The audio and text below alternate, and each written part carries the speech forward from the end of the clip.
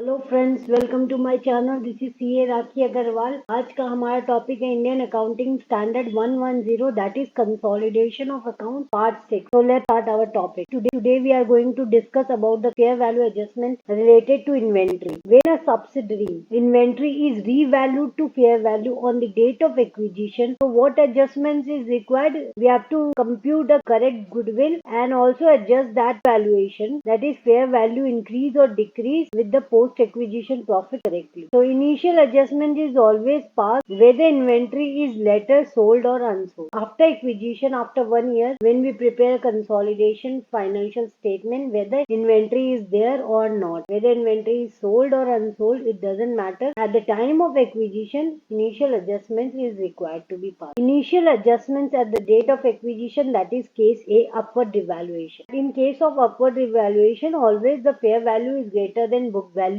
Entry is inventory account debit to pre-acquisition profit. That upward revaluation is adjusted with pre-acquisition profits. Always adjusted with pre-acquisition profits at the time of acquisition. So increase net assets of subsidiaries and reduce goodwill. Effect of that is it will increase the net assets because the value of inventory is increased, so assets get increased, and it also reduce the goodwill. And in case of downward revaluation, what happens if in that case, if the book value is more than the fair value, in that case the valuation goes down of inventory. Carrying amount is more than the fair valuation, in that case there is a loss. That loss is also adjusted with pre-acquisition by debiting the pre-acquisition profit account debit and by crediting the inventory. The effect is it decrease the net assets and also increase the goodwill. Subsequent adjustment means the acquisition after 1 year, after 1 year of adjustments, that is at the time when the consolidated financial statement is prepared, that is on 31st March. Firstly, we have to check whether inventory is sold or unsold after acquisition. At the time of acquisition, we have passed that entry upward valuation or revaluation or downward devaluation. So at the time when we prepare the consolidated financial statement, that is on 31st March, we have to check that what the condition of the inventory, whether inventory is there or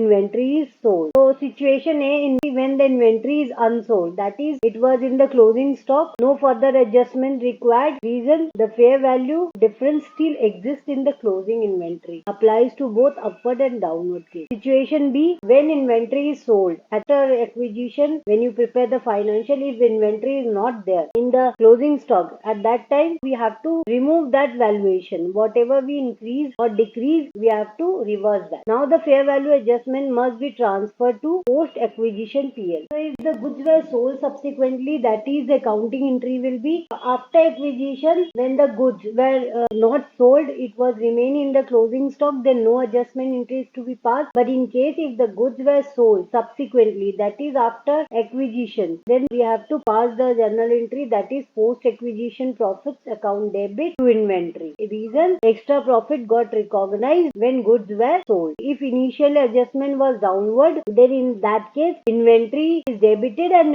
post acquisition profits is credited. So inventory account debit to PL. Reason, profits was understated earlier and must be corrected. Now quick memory trick, that is upward fair value. In case if the inventory is upward movement, that is inventory account debit to pre-acquisition profit, and if sold later, then entry will be reversed. Firstly, initial entry will be adjusted with pre-profit acquisition. When the at the time of consolidation, if the inventory is sold, then it will be adjusted with post profit account debit to inventory. And in case of downward fair valuation, initial entry will be adjusted with pre-profit, that is pre-profit account debit to inventory, and if sold later, then inventory account debit to post profit. In case of unsold situation, if the inventory is not sold after acquisition, at the time of preparing the consolidated, then no adjustment entry is to be passed. Important note, always pass initial adjustments even if inventory remain unsold, because goodwill at the date of acquisition must be correct. So we have to pass the initial adjustment entry in case of fair valuation if the inventory remain unsold, in order to get the correct goodwill at the date of acquisition. Now practical examples, if the inventory value adjustment, suppose H Limited acquired 80% shares of S Limited on 1st April 2024. On the date of acquisition, inventory का book value in S Limited is 1 lakh. Fair value of inventory equals to 1,20,000. By 31st March March 2025, that is after 1 year, or at the time of preparing the consolidated financial statement, 60% of the inventories were sold. So how we will pass the consolidation adjustment? In H Limited acquire 80% stake of S Limited on 1st April and they prepare a financials on 31st March 2025. H Limited acquired S Limited on 1st April 2024, that is at the time of acquisition, 80% stake. Inventories on that day, that is book value in S Limited books, becomes 1 lakh and fair value of that inventory in S Limited, that is subsidiary के book में 1,20,000. तो यहाँ पे upward movement है because 1 lakh carrying amount था,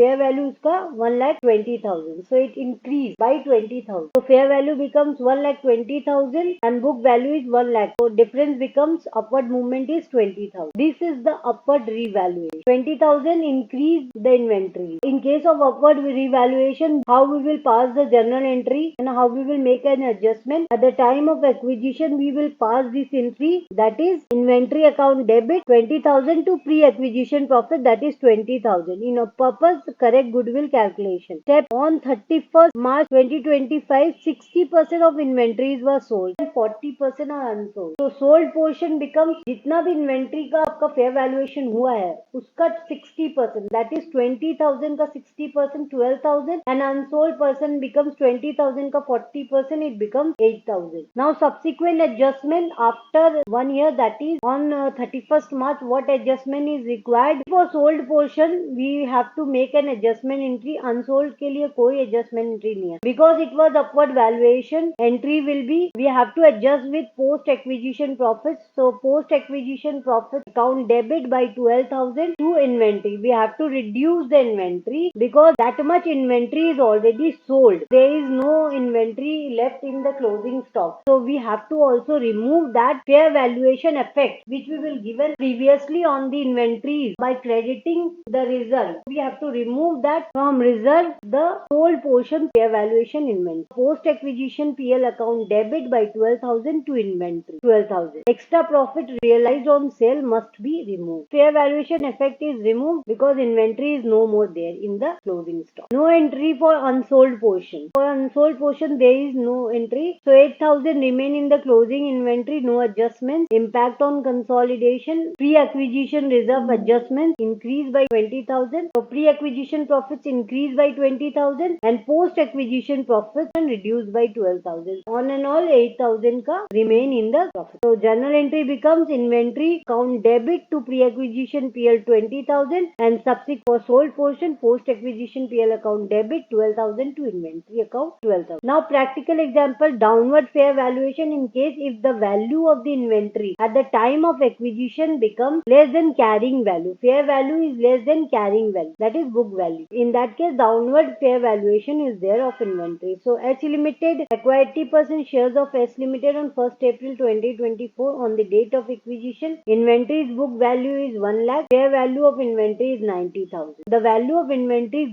get reduced by 10,000 at the time of acquisition. So what adjustment entry is to be passed? We have to pass downward adjustment entry by 10,000 by decreasing the inventory, and effect is also given in the pre-profit. So journal entry becomes pre-acquisition profit 10,000 because there is a decrease in the value to inventory 10,000. Correct net asset in order to determine the correct net assets and goodwill. After acquisition, when we prepare a financial, that is on 31st March 2025, when the financials is prepared, at that time the unsold portion is 30% and sold portion is 70%. So sold portion inventory का जो adjustment था 10,000 का fair value effect, 10,000 into 70% becomes 7,000. Inventory is already reduced by 7,000 because हमको क्या करना पड़ेगा, उसको बढ़ा देना पड़ेगा inventories को. An unsold portion becomes 3,000. So subsequent adjustment entry only for sold portion we have to make an adjustment entry because initial valuation was downward. So entry is reversed. Inventory जो हम लोग ने credit किया था उसको debit करेंगे by 7,000 to post acquisition profit 7,000. Reason earlier profits was understated because the profit is understated because there is a downward valuation. Now goods are sold,